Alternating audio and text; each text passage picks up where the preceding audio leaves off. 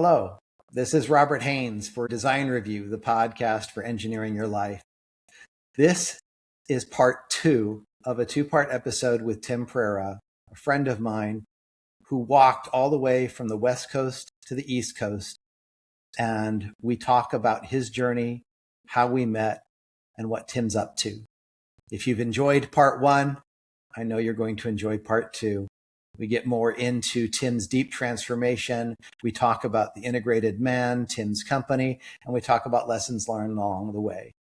If you haven't seen part 1 yet, I encourage you to do so, and you might get even more out of this part if you've watched part 1 first.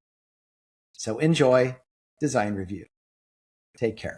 Your comment, about like, where do these thoughts come from? Are they generated by the individual?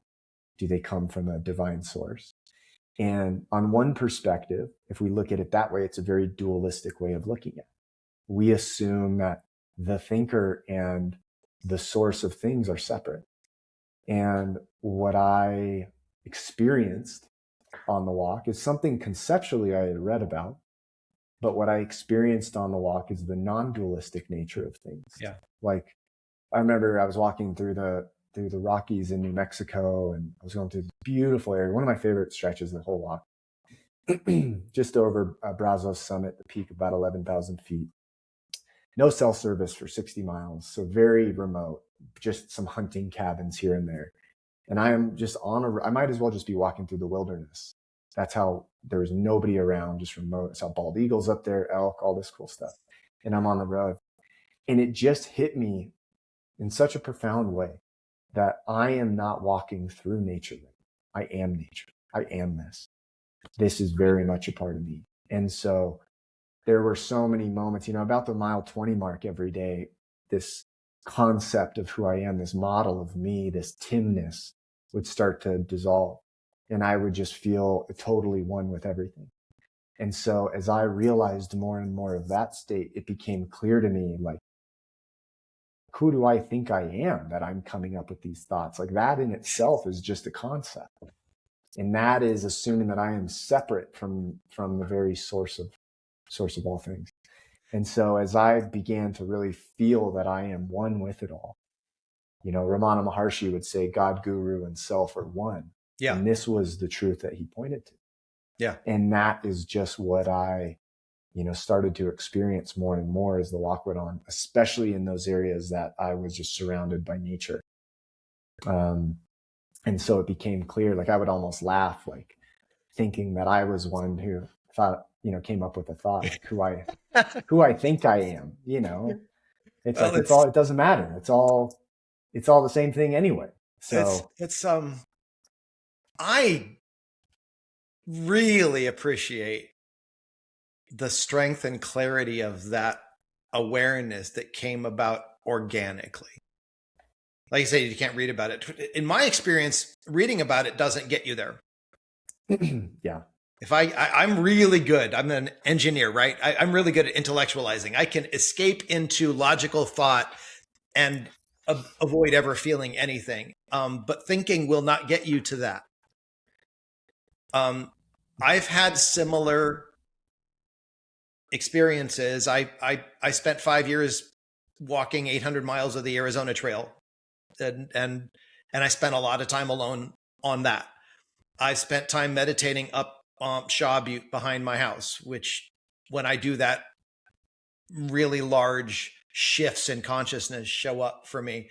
I tried to describe them, but like I did not get, and I got that experience that you've had. In fact, I was an anti-religion person. Well, honestly, even at this point, I'm not a great fan of most religion, but I have now become a deeply spiritual person.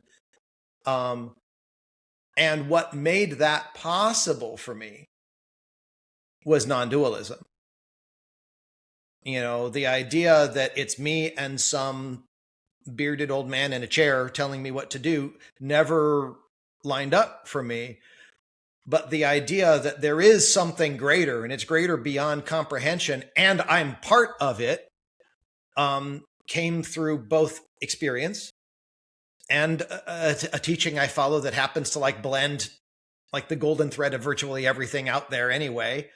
And that's been experience. And now I've just finished spending a year studying Jungian theory and life coaching. I just finally completed it. I have a certificate now as a Jungian life coach. And in the program I was in, it talks a lot about Jung and Eastern spirituality. And what you're talking about is exactly where this comes from. Jung had a concept of the collective unconscious.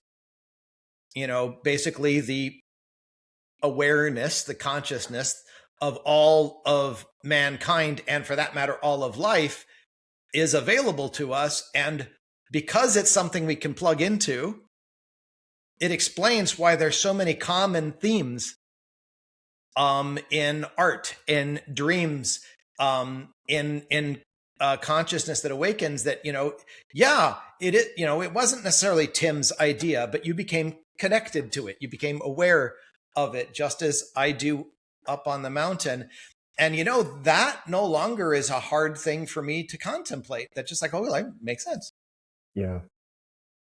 I heard this idea that it's one of those things that for those that don't know, an explanation will do no help. And for those that do know, an explanation isn't necessary. And it's that what I felt, and this was one among many key lessons that I felt for me, and how I describe them was they went from conceptual things to non-conceptual, meaning they became experienced. Yeah, experiential. Okay. Yeah. So they just went beyond just a thought about it, and instead became like, oh yeah, this is an You had a lot of demonstration of things people will spend a great deal of time and energy trying to understand through your walk. I will say that those shares, like you just shared about mile 20 and how clear it was that you were part of all this, I would say those parts of your shares hit me the most, like really deep. Like I would get tears reading those parts of your experience. And I think it was made even more meaningful to me because I had connected to you only a few times before that. And I had connected to you before that stuff was obvious. And I think it hit me even harder because of that, because I got to witness that level of awakening. And then it was like day after day after day after day of it. Your journey did a lot for my spirituality. So I'm just like piecing that together as we talk now. I want to talk more about the walk. I want to make sure that we get into the integrated man. And I think as a bit of a bridge, I put a pin in, you were talking about the challenges of entrepreneurship and what you do and what you try to do and what works and what doesn't, and things that fail. And so one of the questions that I ask about people, and I may have to even put a pin in that, because there's three main questions that are normally left in this process. One is, let's talk about the project itself. And I want to talk about the integrated man as a project. We're going to talk about your path to get there, what went right and what didn't. And then the last thing will be what's next.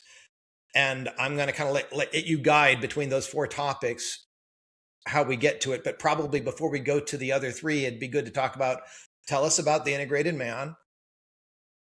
And you've set it up well. So now we can talk about, okay, what is it and what are you doing with it? Well, it's a model that I have been using since my first entry into attempted coaching. So in 2022, I had this idea after all those calls. I had an idea to put together a group program and to create a little bit of a playbook, to create themes across weeks that will guide men deeper and deeper into awareness, into self-understanding, into pattern recognition, into learning how to create change, that type of stuff. And so that general way of doing things has been consistent. The details have changed. 2022, I did it all for free. It was all by invite. I was trying to sell, but I couldn't sell coaching. And then 2023, I started to get clients. And so had this successful cohort model, both from a business perspective, but from a getting results perspective. Yeah.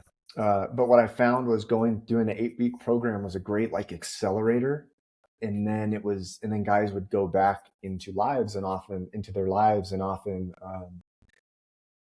sort of fall back into old ways or face struggles, as is inevitable. And there wasn't an ongoing support system. So what I shifted to was to do the same cohort and then just have a ongoing container where guys can come in, still get refreshers and updates on content, provide a space for reflection, provide a space for emergent coaching, so we can help. Is there a community aspect to that too? Yeah, so it's all group, it's all community, and setting up little accountability pods so guys can get together on their own outside of the group. And during the walk, and so my business partner, Chris Caldwell, is a former client, and he and I just connect on so many different levels, and we're also very different. So we have this nice blend that we bring. And so essentially I share that all with the model because the model is the same. And I have just combined with Chris. So now I'm bringing in his skill sets of being a schoolroom teacher and thinking in terms of curriculum and content. And then also all the wisdom he has from his own journey, from fatherhood, from, cross-country moves and entrepreneurship as well. And so how it's set up is really similar. We have guys come in, we are showing them maps, how to do this work, tools, resources, a specific game plan to follow. Yeah. And we're also meeting, for 6 weeks in this initiation cohort with content every week that's helping them build and deepen their own foundation and depth, while providing a space for them to reflect and introspect and share what's coming up, and us to provide reflections back and perspective shifts, and whatever we feel like is going to help them. And then after the 6 weeks, they transition into our ongoing community that is a year long. And that is a way to help guys through the ups and downs, the swings of life. It's inevitable. And we see a lot, guys will isolate. They'll tend to self-isolate and not participate in the group. So it's always a sign. So we're doing a lot of outreach to get them to come back in, and it's all part of it. Yeah. And so that's the general structure of it right now, the framework. And, weaving in principles of, again, physical well-being, the basics, the fundamentals, taking care of your vessel, mental, emotional, spiritual well-being. Like, we're very inclusive. We have all people from all different types of religious backgrounds or beliefs. And we're very clear that Chris and I, we're not in one lane or another. We pull from all of them. And that just is what works with us. And we want to create a space for people to explore what resonates with them, to find their own wisdom within. And so that's the online portion of it, which our vision is having, chapters throughout the country. That's all online. That's all online. And then we have at least two to three in-person events during the year, which we have one coming up in March, a retreat, that are going to be anchor points, that are going to be, grounding mechanisms, right? Every 6 months or so, we'll see the cadence, at least 2 a year, where guys can get together, be in an immersive experience, be in a space, get away from technology, the distractions, be in this container, go extremely deep with other guys in community, in satsang, in their community of truth seekers. And, and that's the plan right now. That's what we're going out and executing. I really like that. One, it feels good. It feels comfortable. It feels appropriate. I mean, I'm using thoughts when I say feelings. I need to differentiate those. It also resonates with a lot of the work I do. Like, I'm part of 12-step recovery communities, and one of the real serious benefits is that you have an ongoing group of people that are committed to growing in the same way, and just being around that group helps a lot. And, in the case of 12-step, you try to guard against relapse, returning to the behaviors that didn't work for you. And so, but that takes vigilance. You're not like fixed, go back about your life. Right. And yeah. Something else that is a part of it that I'm not sure if it's part of your program yet or not, is sponsorship, where somebody with more experience and more depth and more growth is partnered up with those that are newer. In my experience as a sponsor, one of the things I found is that an enormously powerful part of my recovery is my connection with others that I can help and share, but not by telling them what to do. Yeah. But by resonating and sharing my lived experiences we talked about earlier. And also, they're an amazing mirror of my own challenges. And so me listening to whatever support I'm giving them almost always is the support I need myself. In fact, my question to you first is, are you finding that helping these people is helping you? Yeah, I think for sure. I think anytime you're in a position to, try and teach or guide, it requires a different level of awareness. It just requires a different perspective and a level of awareness. But with, trying on that different perspective, it's like a forcing function to view things in a different way. And sometimes doing that, I feel like it's an easier way for me to understand, challenges or what somebody's going through, and forcing me to sit and try to articulate an idea or a perspective or something that has resonated with me that maybe I have never spoken about before or put into words. Yeah. And so that in itself, I think helps, like the distillation process, the simplification just helps bring a lot of clarity. And I think what we focus on too is like coming back to the fundamentals and really some core things. And so it's always a practice in that. And where the growth is like, I feel like a lot of the growth that's much more subtle is like, am I saying this because it's going to help them or because it's meeting a need of my own to say it? Where am I projecting my own needs onto them and using my client as a strategy to get my needs met? Am I in a state of freedom? In this, as one of my coaches, Rob, would say, like this relationship of freedom. Am I able to sit here and give a reflection without being attached to their response? Yeah. I had to have a hard conversation last week with a client about sharing with him a reflection that I had, and that wasn't what he expected. And I was worried going in. It wasn't going to be, received very well. And in turn, it was the total opposite. But the work for me was what was coming up the hours leading up to the call, as I was going in, like afraid to share with him what something that I felt he really needed to hear that was going to benefit where he was at. That's really powerful. And it brings up a couple other things that I was going to address, and you like introduced it already for me, is like, you have coaches. Personally, I would never work with a coach that didn't have coaches of their own. I love that. Can you gave a great example, so maybe you don't even need to illustrate it very much, but what is, in your view, the role of you having coaches in your work? Well, I think the function of having a coach, or I think also having a very trusted community. So I have a small community of friends who are very much in this. Like my business partner is one of them. Yeah. And like, he could be my coach. Okay. And so having someone that is both able to hold up a mirror to you, which is important. Absolutely. But also being able to do that from a place where they are in that relationship of freedom, where they're not attached, they're not getting their needs met through you. Yeah. And another way to say that is they're doing it from a place of true unconditional love and compassion. And that last part, I think, is the hardest. It's especially hard for humans because we're imperfect vessels. Yeah. But that brings up another part of what it means to be an effective coach, regardless of where in the chain you are.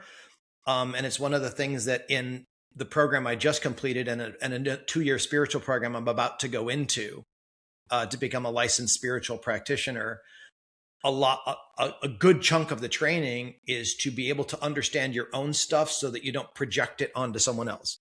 Yeah. You know, in Jungian work, it's like your shadow. If you haven't done your shadow work, which is really lifelong, but if you haven't understood what you have suppressed and what parts of how you see the world are just a figment of your own ego trying to protect itself, then all of a sudden everyone is going to look like your challenges. Mm-hmm. And when I learn to distinguish that, then I can separate that from what's going on over there. And we don't see that well. Other subtle. People see it much better. And I think that's one of the roles of a coach, is because as an individual, I might have all the enlightenment in the world. I might have all the self-awareness, but I'm still not going to see myself nearly as well as a close friend. And so the mirror part, along with self accountability, as you illustrated those 2 points, I think that's really, really important. And it could be a friend. I have a prayer partner that is really helpful for me. I also have a number of coaches that are really helpful for me and keep me accountable to what I'm up to. So I really appreciate that you brought that up. And do you find the same thing, is that that's not just for you? That's not just like for people that coaches. This is like anybody that's coaching would be well served by keeping that in mind. 100%. I mean, that's really the biggest thing that drives us, right? Is these like subconscious, these hidden patterns, these models, right? The models that how we view how the world works, how we view what our role is in the world, how we like the roles that we project onto others and that they play, and how that all influences us. And again, I keep saying the term subtle. It's these like more, as opposed to a very gross thought, for example, a very clear inner critic thought. That's more of a gross realization, right? A gross experience. And through practices like meditation, let's say, and just, you know, deepening your awareness can happen in a lot of ways.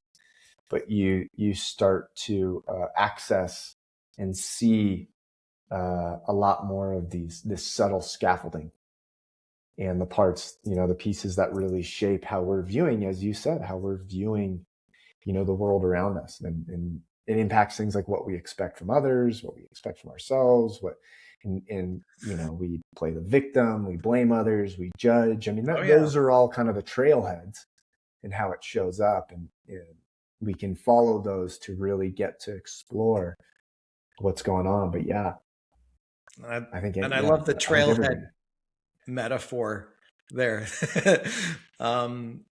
Yeah. And the thing is, what's reality anyway? I mean, all right, fine. We could like diverge for an hour on that topic, but you know,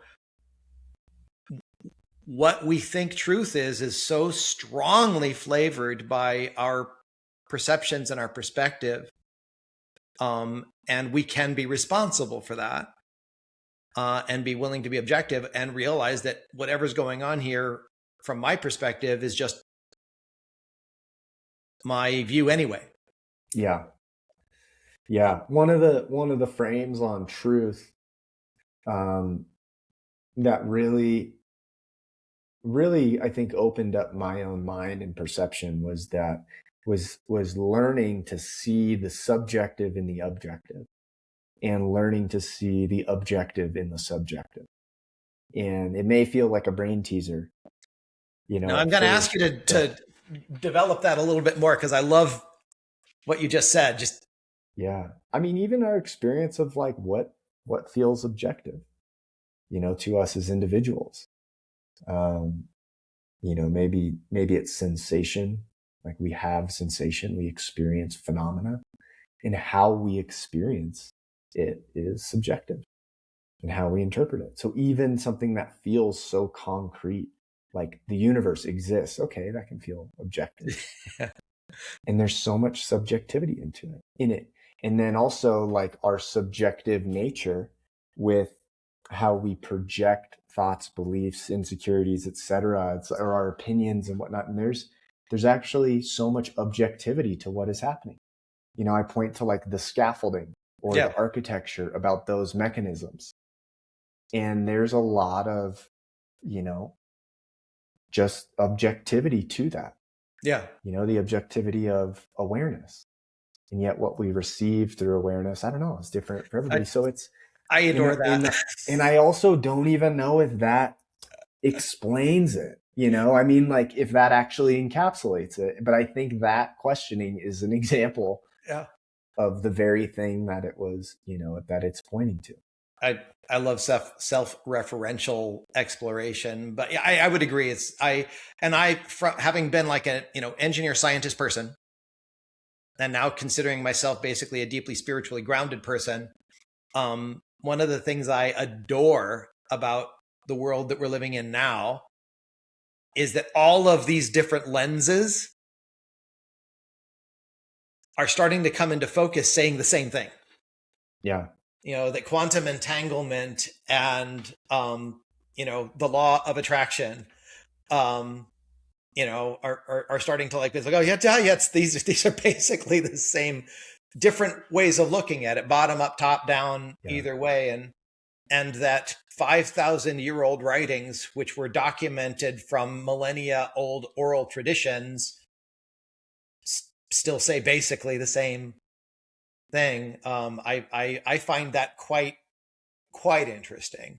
I love seeing all of it converge.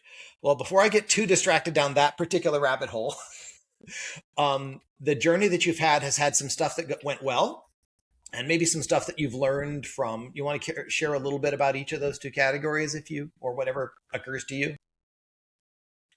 Yeah, I think, you know, I think it's forced me into a way of living that, you know, on one hand, I feel a lot more alive. I feel like I notice colors more. I'm way like my awareness has exploded. In all types, situational, social, individual. I think recognizing my own patterns and shortcomings and strengths and all that stuff has just helped me a lot in dealing with challenges in life. Certainly. I mean, certainly one of the cool things is going on this walk across the country, and also now being able to engage in conversations that, you know, that feel meaningful for me, exploring these types of topics. And there are so many things that we talked about today that you know, warrant of themselves, or are worthy of going down a rabbit hole. Absolutely, yes. You know, and that's, I think, what's fun. So it's opened up this whole different way. I feel really thankful that I am kind of seeing the facade and the fakeness that is, how humans live and what we put priority in. The matrix. Yeah. And so seeing that has been awesome. And a lot of the challenges are like, especially early on, even still, but is like connecting with people that maybe aren't, living in the same way or on the same path. I think just the constant process of, you know, this growth and evolution path. I think one of the things I'm working on is seeing life more through the lens that it doesn't have to be so hard. Like I have this programming that shows like there has to be suffering involved. Oh yeah. And that's just, again, that's what I'm recognizing is more programming. So I think, you know, feeling also, as I have gone down this path, I've become infinitely more attuned and sensitive, and just, you know, through awareness and whatnot. So a lot of the stuff that I feel now is more intense.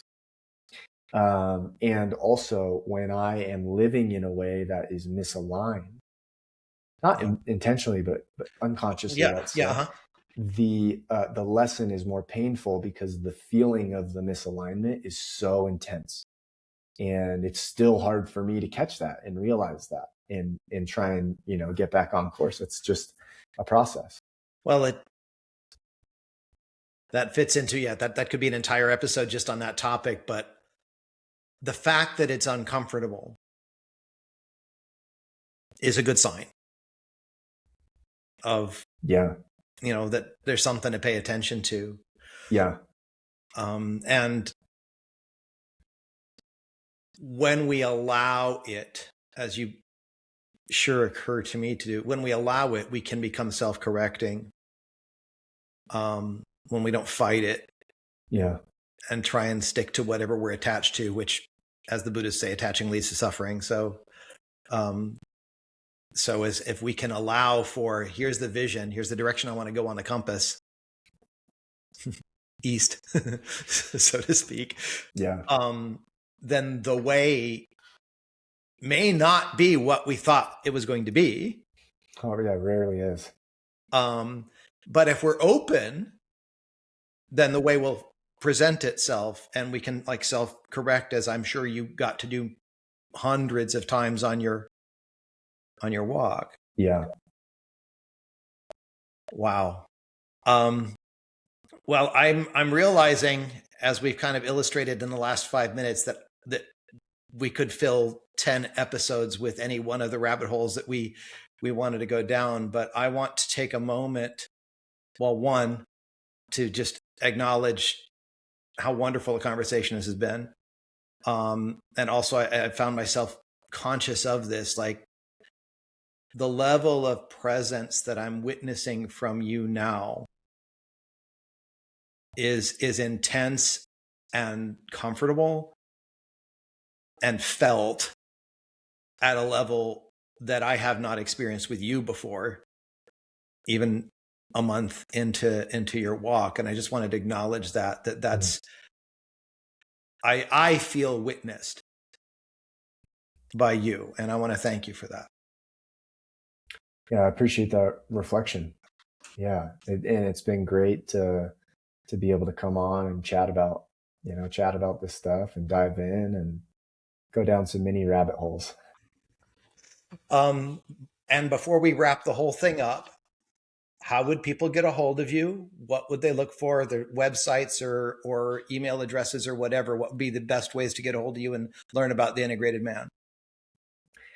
Say my LinkedIn profile is where I'm most active. Social media, can message me there. I post there, etc. And then the integratedman.co outlines, the nuts and bolts and structure of our cohort program that we have. And I think just getting in the loop with that is the best way to find out about any retreats. Our retreat really announced it last week, and it's almost already sold out.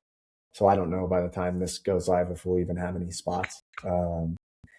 We filled spots through commits. So now it's just about getting some payments in, which is amazing and is incredible. Well, I have found that my podcast episodes at this point are bringing more recognition and business to the guests than me, which actually warms my heart. So I'm hopeful at the very least that this episode, or episodes if we split it into two, fills your waiting lists, so that you have more people that are up to doing and following and furthering the message that you're bringing to mankind. And I really thank you for that mission, because, dude, the world needs it. Yeah, appreciate it. Thank you. And we're super encouraged by, just the outreach and interest of guys for this kind of in-person thing. I think it's really been invigorating for us. I think it's something like those DMs I talked about earlier. It's like, you have an idea, we have a vision, hopes that it'll go well. And I think getting a strong response is that, as strong of a response as that, is forcing us to reevaluate, I think, our approach to retreats in a good way.